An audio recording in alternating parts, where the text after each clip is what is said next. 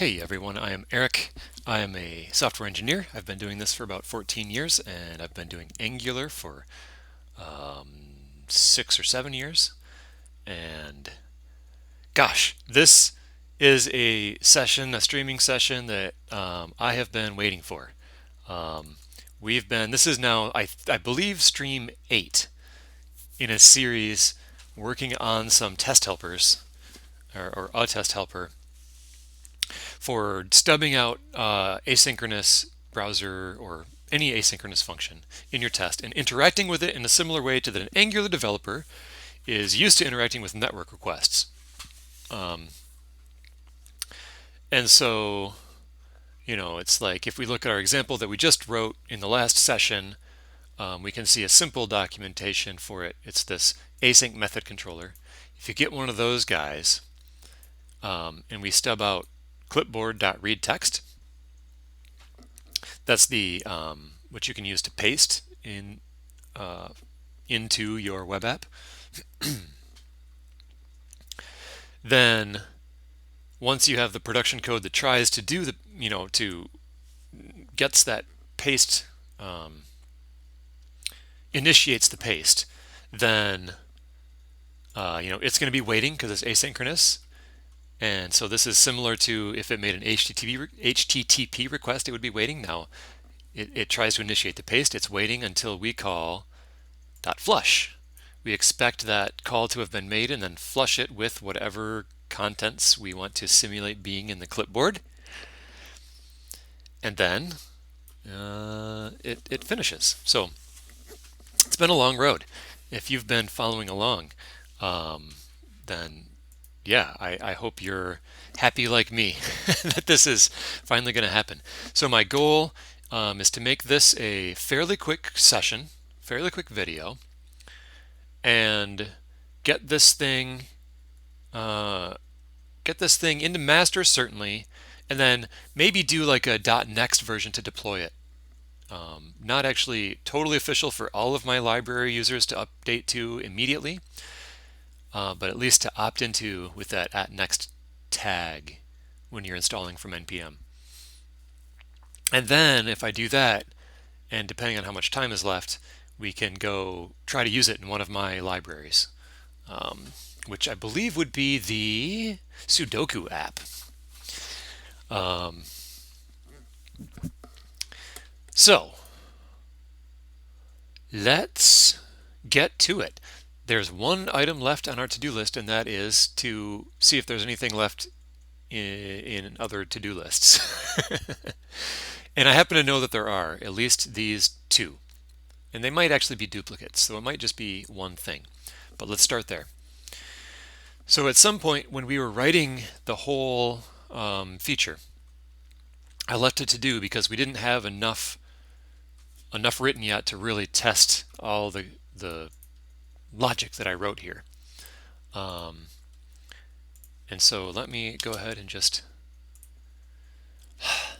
so this private field test calls is keeping track of all the calls that have not yet been that the production code has made that your test code has not yet matched in order to flush it or whatever it's going to do.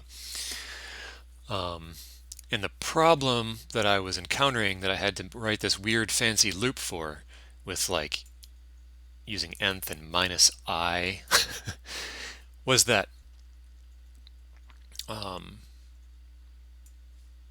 the number of things we remove elements from this array as we go, but we don't ever remove elements from this array.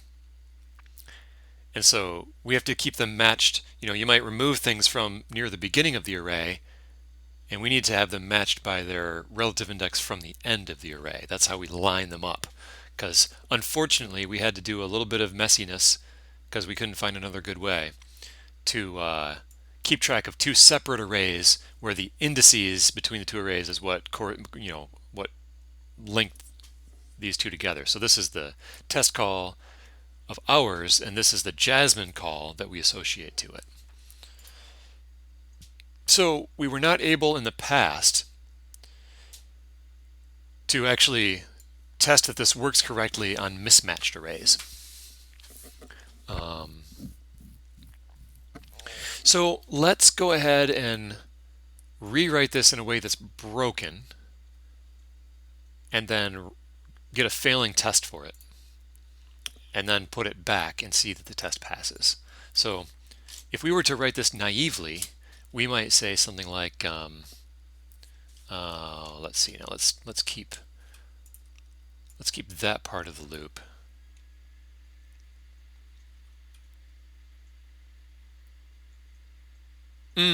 Yeah, okay. So let's have I start at the end of the loop and go backward. So I equals test calls length. Decrement I. So we're going to iterate where I goes in reverse, and we're just going to do, like, instead of using this fanciness by indexing using a negative from the end of the array, that's the part of this whole thing that we need to test. Let's have it be a little more naive and just get it from an I that expects them to actually be at the same, not the same index from the end of the array, but the same index from the start of the array, like you would normally think. Okay, so if this to do is actually still necessary, then we don't have any failing tests, even though we just broke the production code. Sure enough, so we have to write a test that's going to fail if this is a problem, so that, you know, we have full coverage of the whole reason we wrote it that way.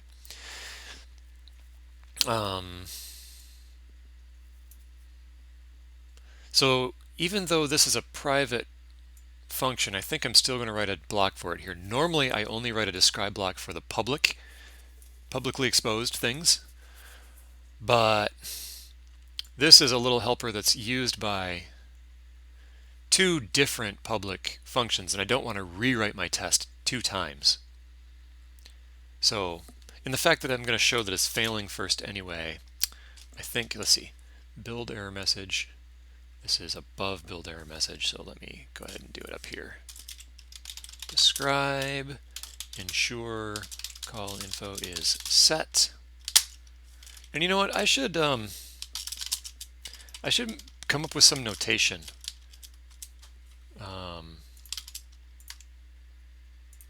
Like this or something, to show that it's like private. I kind of like that. Ooh, I can spell. Great. So now,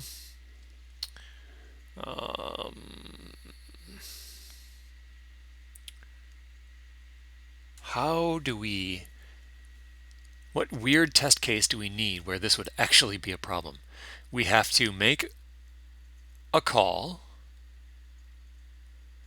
match it, then make a new call. Okay, so let me just describe here. So we make a call, and that will cause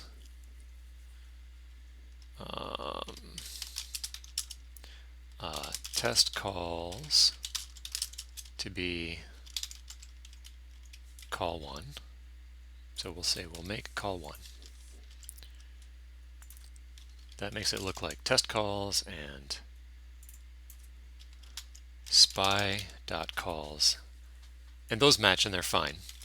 So then we're going to match call 1, and after that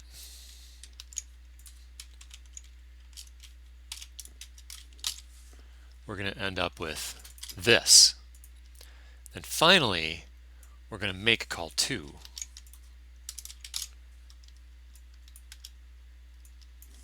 And then we're going to have the problem, because now call 2 is at different indices. It's at the same index from the end of the array, but not from the beginning.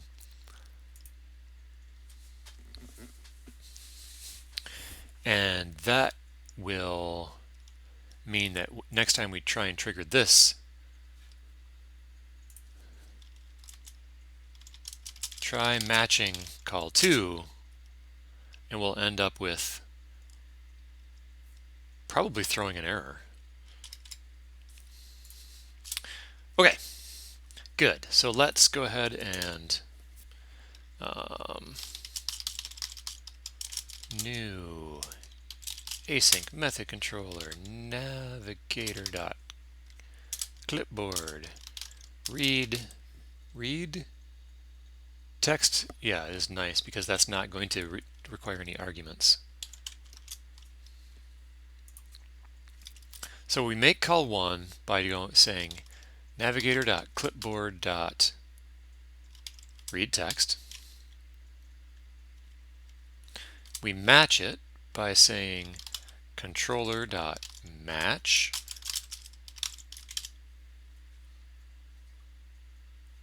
We make call 2, causing it to look like that. Then we try matching it, and I think that is going to give us a failing test. Let's find out.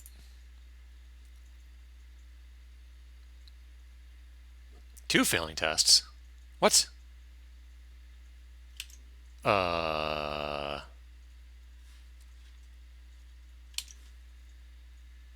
That's...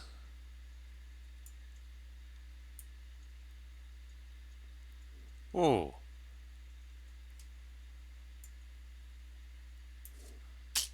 What is going on here?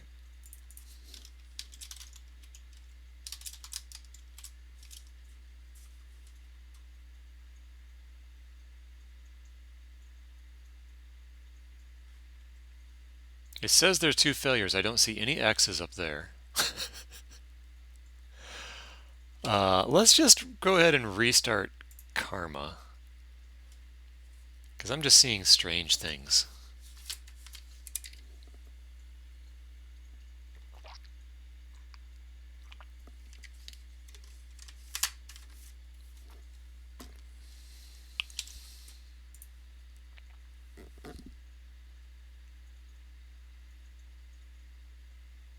Still strange.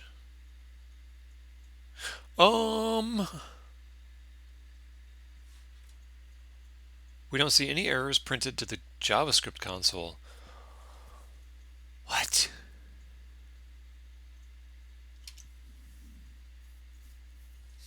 So let me just do this. We're going to expect, the whole point is that not to throw errors, since that's what I think it's going to do.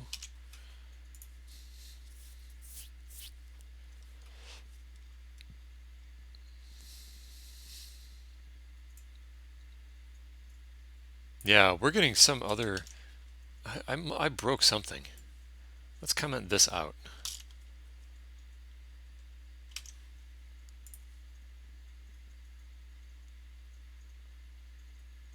Okay, it is a problem caused by this test. I don't know how...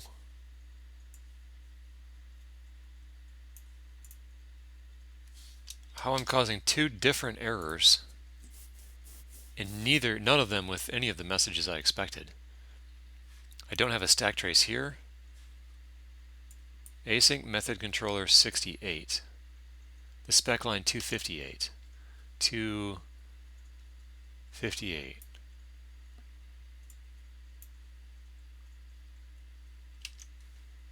Spies must be created in a before function or a spec. Or a spec. I didn't put this in a spec. Oh my gosh. Okay, that makes perfect sense. Woo!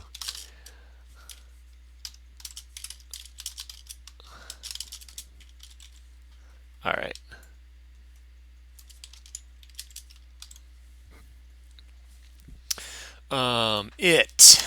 It does what? It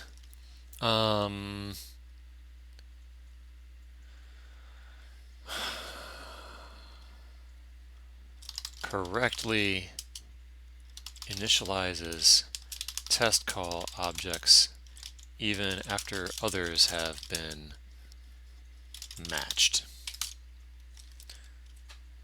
Yeah, that was good to think through. So this is, this call info is set. That's part of initializing the test call object. It's setting this extra variable on the test call object. And so what we are going to expect here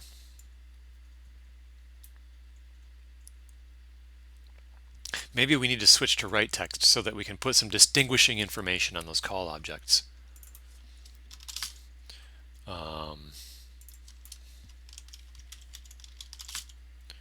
Write text call 1,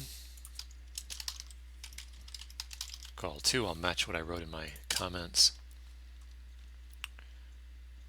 And then this is going to be the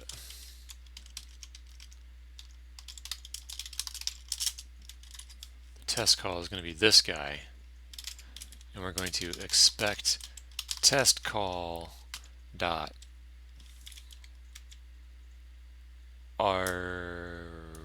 let's even call expect 1.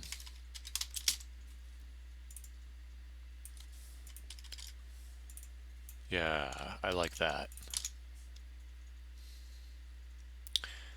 And then we're going to have test call dot call info dot args 0 to be call 2. So that's going to show that it really correctly initialized this call info object. All right, so now it should be a failing test, but failing with actually a more like reasonable looking message. Expected call 1 to be call 2. Yeah. Perfect. And now, so we've got our red failing test. If we put back the logic that we wrote for this exact problem,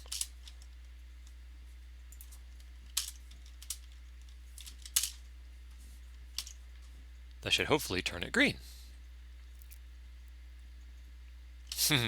Nice. Okay. One to do down. Let's scan for more. When we have expect 1, test that this works with mismatched arrays. That's the same thing we just, that was the text of this to do. I think that might be a copy paste problem because there's no matching of arrays going on here. So I think that's covered. That was the same problem. Or maybe I meant to paste in the comment about any, but regardless, this looks fine. Any to-dos left in here? No. Any to-dos left in either of the tests we wrote for this whole big test helper series of streams? No.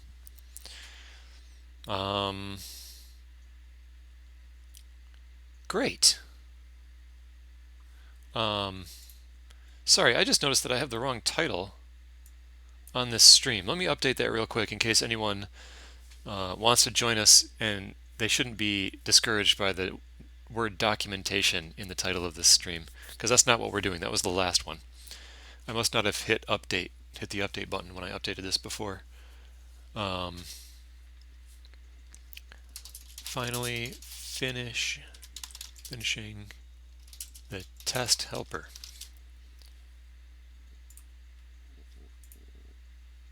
Okay.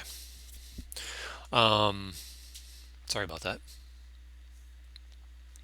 Great. So let me push that up, and then we'll just look at we'll do a real thorough check for any more remaining to-do items. I'll pretend we're done, but we are going to do one more sweep for to-dos in the actual diff in GitHub when we see the full diff from this branch versus master. Oh yeah, what are those two unversioned files? That I don't want those. Those are left over from when I generated documentation, and WebStorm's rollback didn't roll them back. Okay, so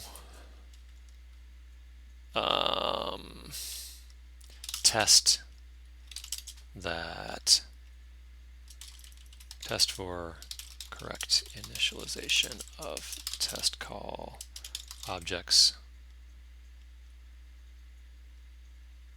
Sure, good enough. Got rid of those to-dos. Got rid of all of the to-dos in this list. Super exciting. Let's commit that and let's go check it out in GitHub. Let's make a pull request for this new branch. And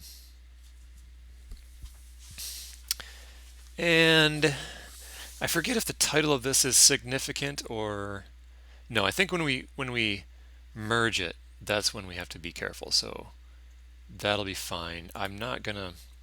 Oh, I guess I can write a quick little blurb here in case anyone goes looking at my pull request history, because this is an open source library. You can go to this same URL and see exactly what I'm seeing.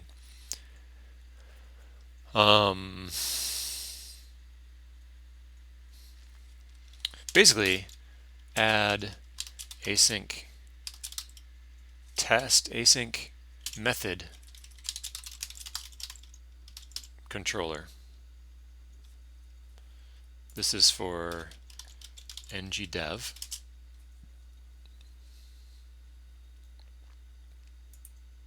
I mean, that's good enough. Add async to I'll put a little blurb here to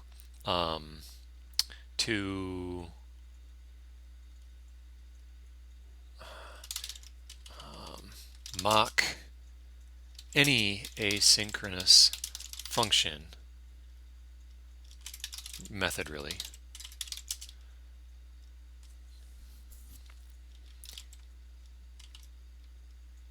And interact with it the same way as Angular's test framework for network requests. So the whole purpose of this is to make a nice consistent experience. You're stubbing in your test you're mocking out network requests. Angular developers are used to that, but now if they're using some asynchronous browser API, they sort of have to shift paradigms without this helper and do it with like Jasmine spies and get like the return values set up before they even call the production code and stuff like that. And that's just the whole purpose of this is to make a nice consistent testing experience no matter what you're stubbing. Okay, let's create that pull request and then go check on the diff. So first of all, do we have any to-dos? No. Great. So, gosh, I will take a quick tour through this whole big, what is this? 772 lines added. This is, on my team at work, we only will make PRs up to 400 lines added, unless there's some special scenario. Otherwise, we make each other split it up into separate things to review more easily, and just speed up that feedback loop of, we'll leave review comments, they'll address them, and look back and forth. And that just becomes sort of, as the size of your PR grows, it sort of makes it exponentially harder to do the whole review process. So I'll try not to spend too long on this. I've been very careful, and you guys are not going to want to watch me just read the whole thing. But anyway, first let me check up on my continuous integration. Still running. 4 minutes ago. They normally last 4.5 minutes, so we should be close. Linting passed for the entire project. That's not just ngDev, the library that we've been working in, but the test suites for all of the libraries in this monorepo. And the tests are still going, so I'll come back to that in a minute. Okay, so this is just testing the public that I am exporting it for users to import correctly, and we just have these two things on there. That looks good. This is the spec for the main thing itself.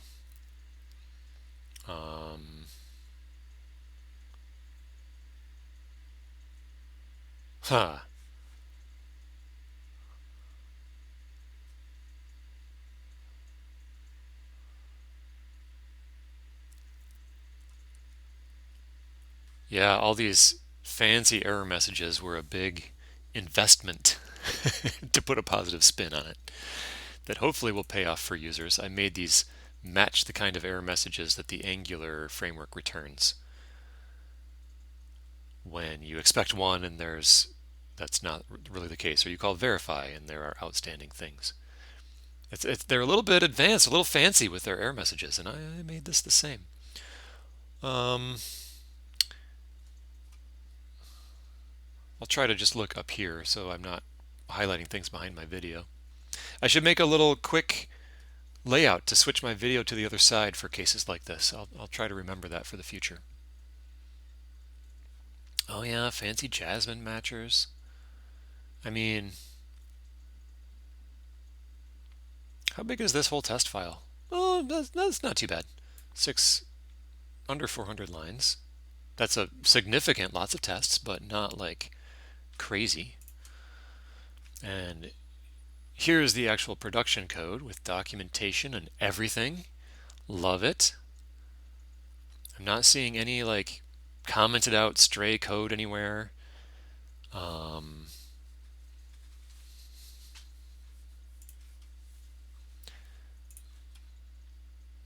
not going to go through and do a full reread of everything because, I mean, I just don't feel like that's necessary right now. Two more files? Yeah. Oh yeah, we wrote typing tests to make sure that the typing of this thing is rock solid for users trying to interact with it. And that's, to me, is a big, I don't know, a big value add for a library to make sure that the testing is spot on. Because that just makes the whole thing much more easy and natural and intuitive to discover as you try to use it.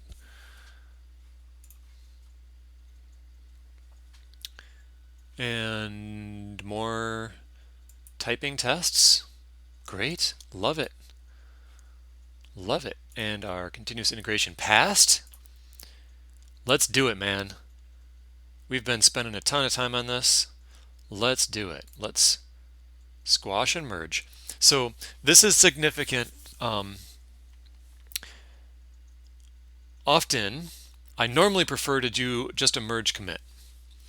Because when you start squashing and rebasing, the purpose of that, as far as I know, is just to keep the commit history, I don't know, more structured.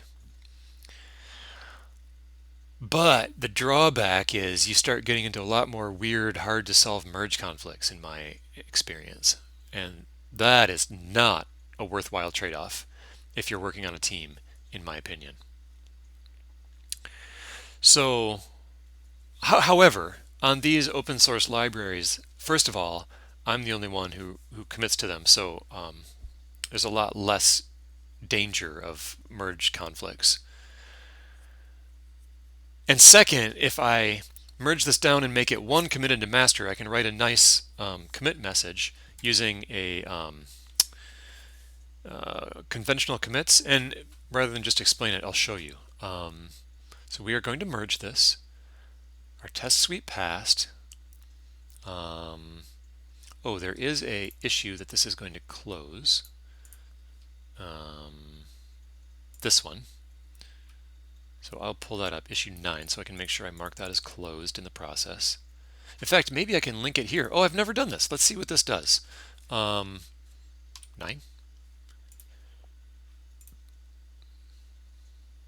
Successfully merging this pull request. May close these issues? What do you mean it may close them? All right, well, I'll write the link to it in the comments anyway, so I'm sure that it will close them. So let's merge it. And now, since we're squashing it down, we're going to use conventional commits. So up here you put feature, because this is a new feature. And you can also put fix there or a couple other things.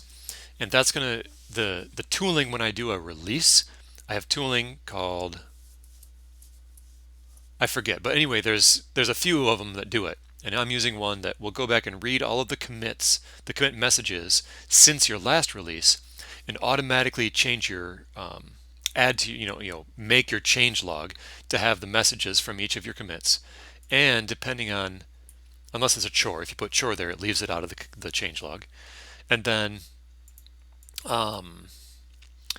it will also choose the version number that it will bump to based on this. So if you're adding a feature, it will be a minor version bump. If it's only fixes, if all of the commits are just chores and fixes, it'll be a patch version bump.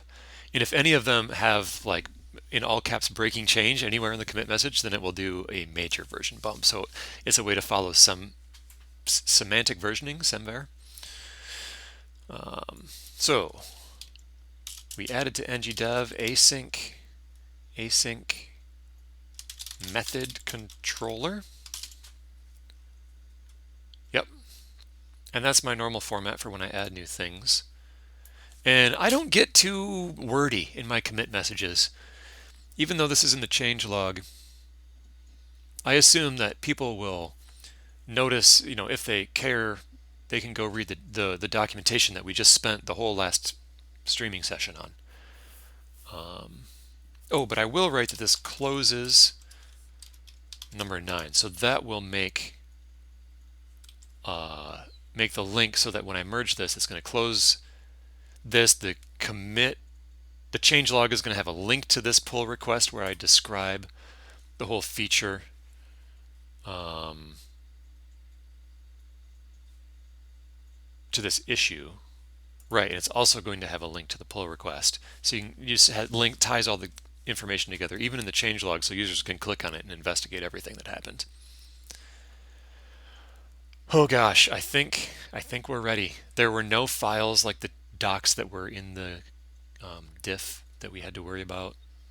I can't think of anything else to check off our list. This is pretty exciting. Bam! And now this should be closed. And do I have this set up to automatically close the branch? Our async tester, yep, the branch is closed. So I'm going to update my local host. I'm going to switch back to master pull, so I should get all the new changes. So if I look at my log, we now have the new feature we just added. And I can remove that branch from localhost, which was, let me do a fetch first.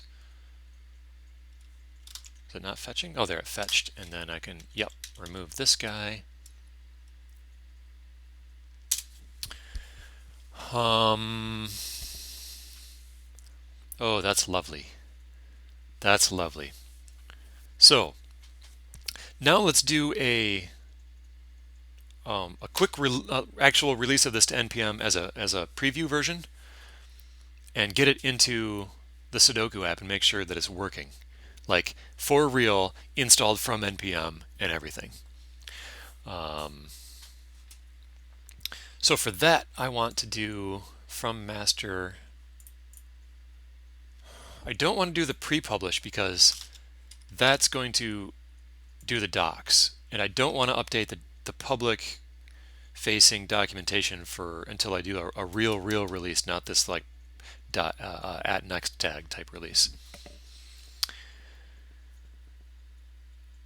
So we're not publishing to Git.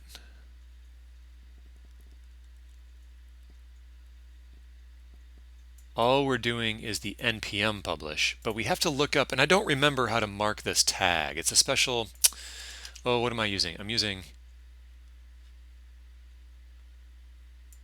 build libs, publish libs, standard version, this guy.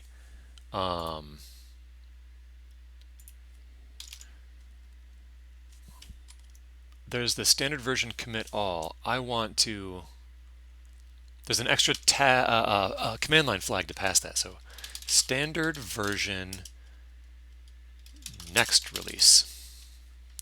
Standard version next. Aha! After you cut a release, you can push the new git tag. Cutting releases. Typically use npm version to cut a new release. If you do this instead. Pre-release, that's what I kind of want. Yeah, pre-release.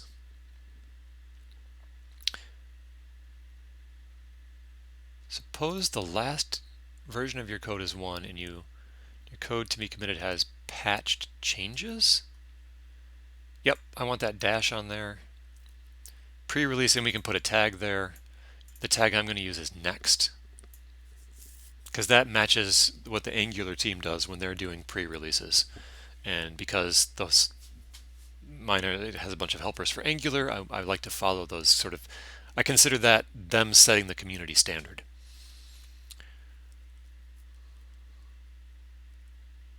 npm run release. And this is assuming that we have a release script that we defined.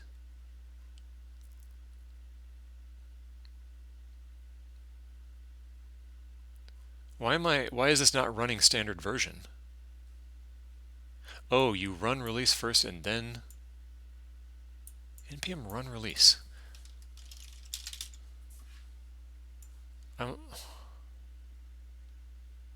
When you're ready to release, run standard version. Why are you telling me to run some npm script called release? There it is. Release is standard version. That's kind of a confusing way to write their README. Okay. Okay, so I don't have nice shortcuts set up for this. So I'm going to have to do it straight from the terminal. So I want to do npx standard version commit all pre-release. I think we saw nope, no dash. Pre-release next.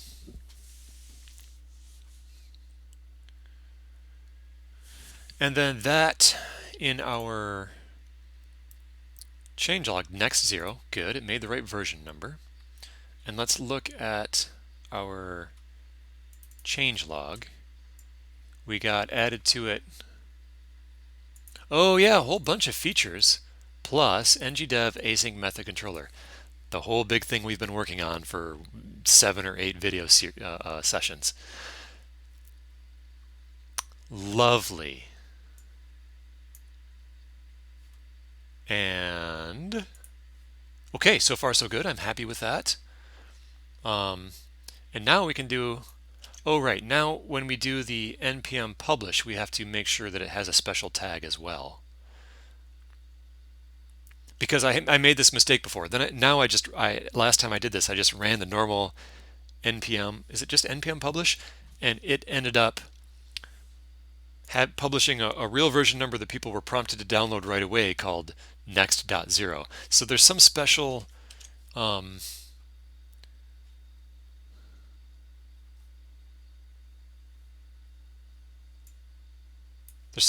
way to do the actual publish. And they're not giving me instructions for that here. So npm publish pre-release. It's a blog post about it. Can I get just npm publish pre-release? npm publish, but with dist tag based on semver pre-release parts if present. I mean, I guess that sounds like what I want. Latest pre-release next. So that dist tag sounds like the part that's going to make this something that I have to like add some special tags, some special commands to my npm. Let's see, what's that going to be? For me, it's going to be like yarn update, or it's not going to give everyone in the world my new changes yet because I want to test them myself first. So I'm going to opt into it with some special tag when I update from yarn, hopefully. So wherever I used to use npm publish, I instead want to use npm publish pre-release. So let's see, where did I used to use npm publish?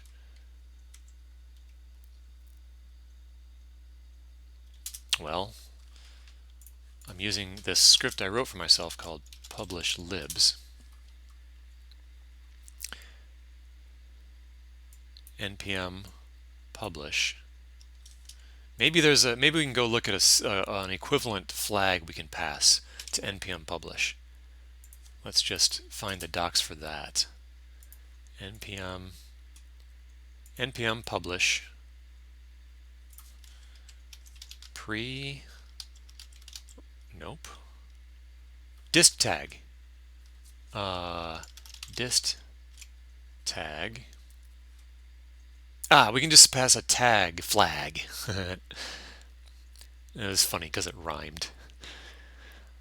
Registers the published package with the given tag such that npm install at tag will install this version. By default, updates to the installs the latest tag. So if we just give it the next tag instead of the latest tag, then you have to opt into it with a special command line, the special version number you request. Yeah, perfect. So I want to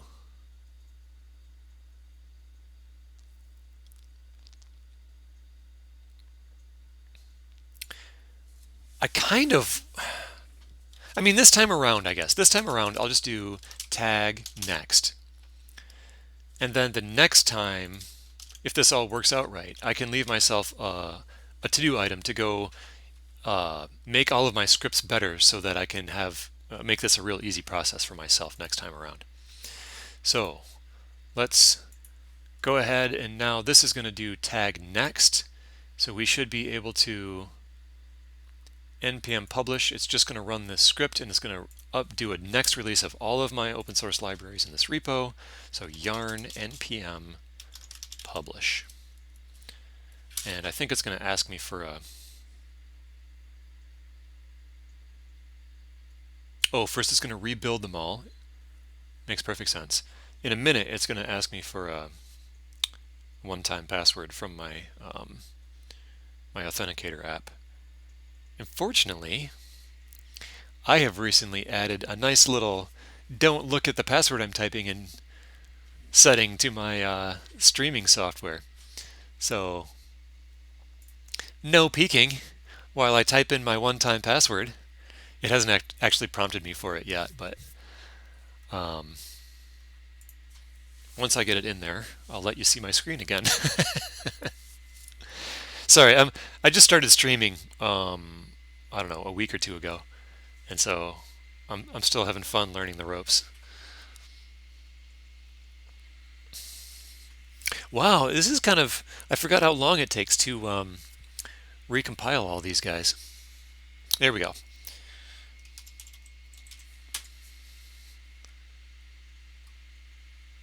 Uh-oh. I think I typed it wrong the first time. There. What? It's re-prompting me? Something broke with my...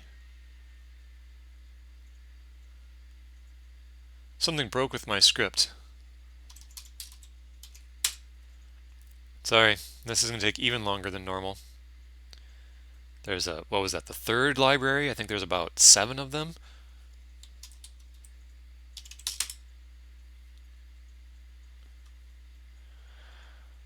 Okay.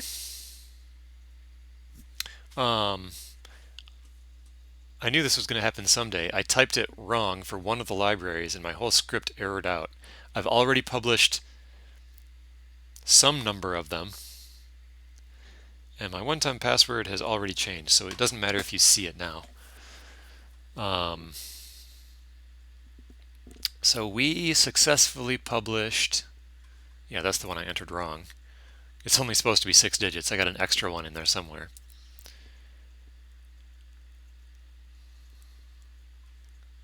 This operation requires a one-time password, which it was supposed to get here and include for us automatically. And I don't know why it didn't. So it published RxJS core.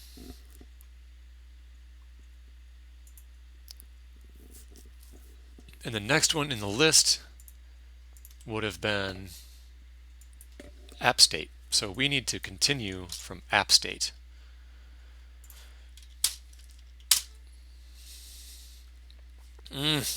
Annoying. See, right now, it's supposed to be prompting me for my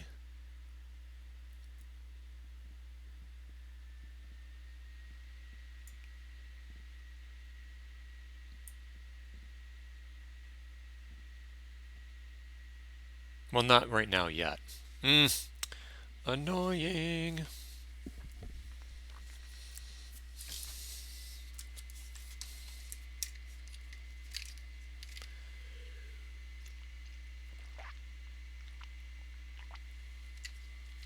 Okay, here's my prompt. No peeking. I'm going to put in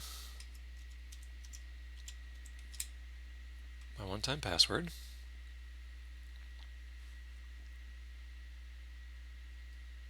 Oh, now is just working. I must have typed it wrong when it gave me that first prompt, and so instead of telling me I got it wrong, it just prompted me for a new one for every single library through this loop. Because now I entered it here and passed it through the command line to each one of the libraries. Okay, we finished it up. Now if we go to npm.js, let's find slibs as the organization that has all of them. How do we get to just the organization? I want to see the list of all the slib libraries and make sure that they all got updated properly.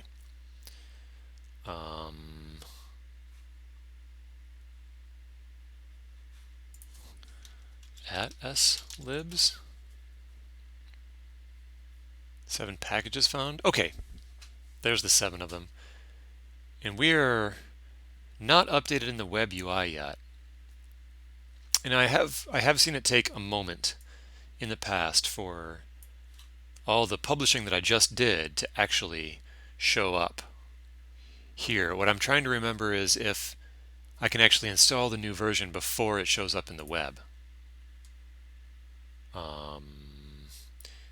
How do we npm get library info? Npm view shows data about a package and prints to the stream. So maybe if we do an npm view slibs ngdev, for example.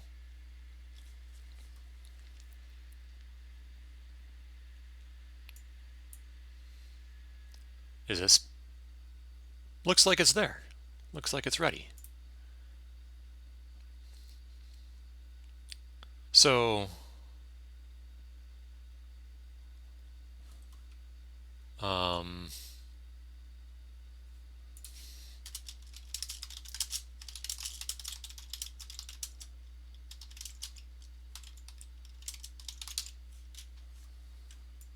leave a note for myself. Let's do it. Let's try and use it. That's the whole point. Let's open up the Sudoku app, and oh no, not Sudoku. Oh, I don't have a ready-made place to just swap this in. I thought I had created this in a. Oftentimes, my workflow is I create something in an actual application I'm writing that I know would be useful sort of generically, and so I create it in this to replace directory, thinking once I get it into one of my libraries, I'll import it from the library and replace the version I wrote here with the one in the library.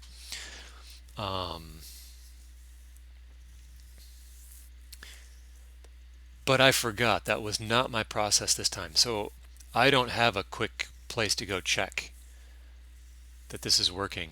Let's see, where would I have stubbed out a asynchronous browser API in a test in any of my apps? The weather app does network requests. Oh, the weather app does getting the location. I think it requests the GPS coordinates from the browser, and I think that is a asynchronous thing. So let's open the weather app. Oops, that was supposed to be in the same window. And if we look at the location options, It's not really the options that we care about. Is there a location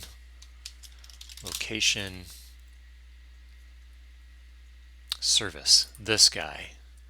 I bet you this does some kind of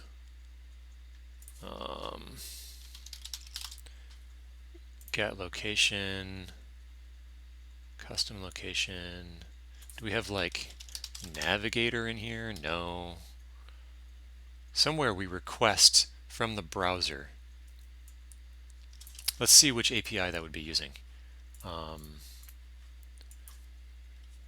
Browser get location, get GPS, geolocation API. That sounds about right. Oh, get current position.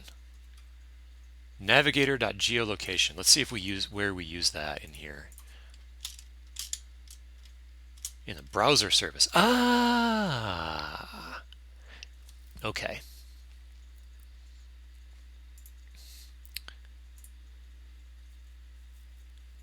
And somewhere in some tests we have to be stubbing this out.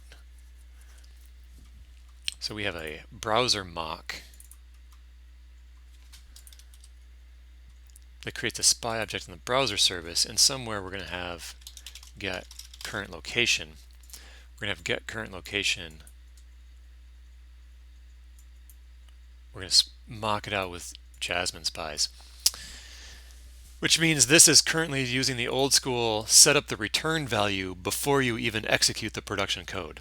And so this is exactly the situation I was talking about, where you have to do this sort of asynchronous mocking a totally different way, like in the opposite order that you would normally do the Angular network request mocking.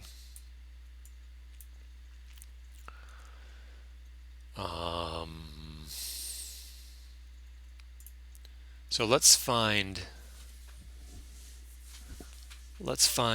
a test somewhere that cares about this current location.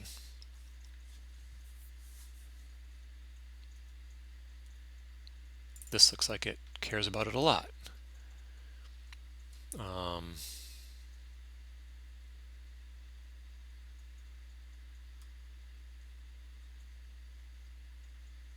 Location stub.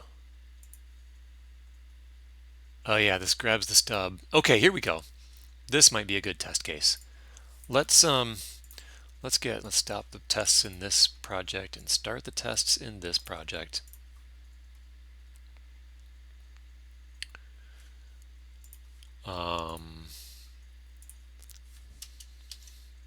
And let's run this test in particular.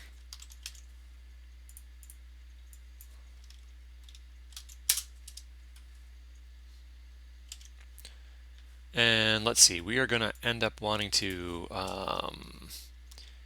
yarn add s libs ngdev at next.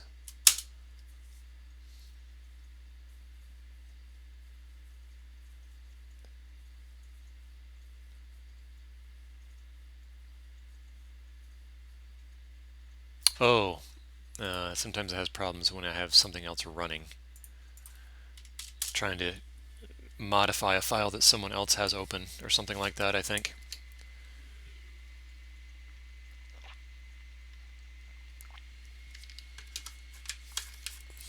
Great. And then let me get the test server spun back up again.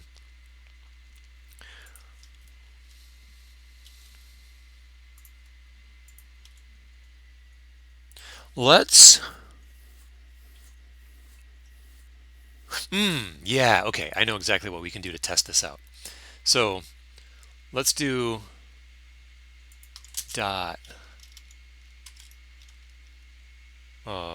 call. No, how do we unstub this? How do we get rid of a Jasmine spy so that we can replace it for this one test with our new one and see that it's working the way we want? Jasmine unspy. Is it possible to unspy? Oh, restore. I just saw. Well, let's see if that tells us, and we'll also check that one out. Restore? Nope.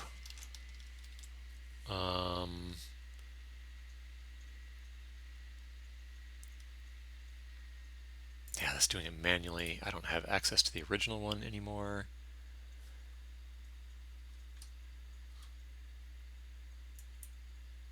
And call through.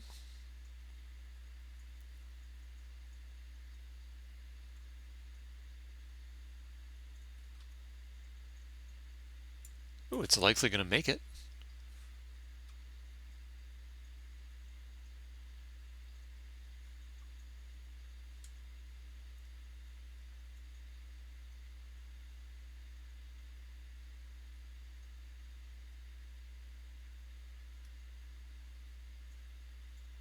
Come on.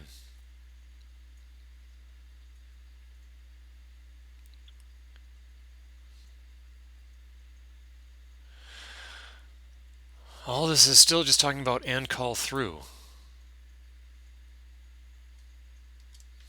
All right, well, we're just going to have to hack on this then. How can we accomplish that? Let's have this just be,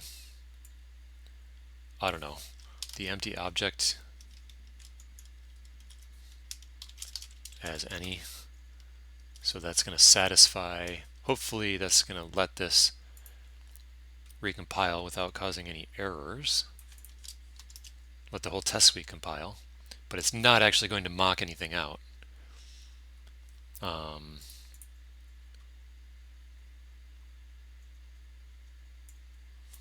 Get rid of that. Or, oh no, even better yet. I've got an even better idea. Okay, let's do the unspy ourselves. Okay, put this back. Let's just, before this is called, let's just do export orig, original. Which function are we doing? Get current location. Orig get current location equals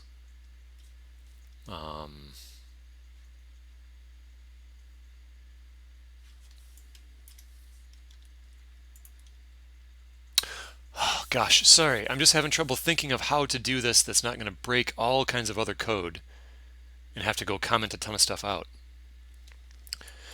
I just had another idea.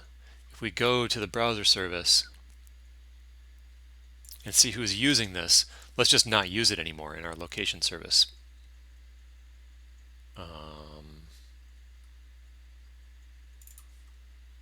Let's just go directly to the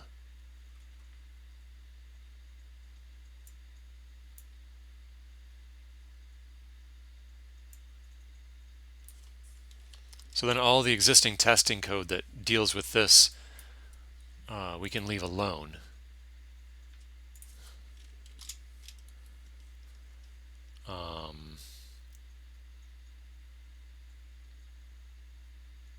Oh, after all that, this isn't a promise-based API. Look at this code.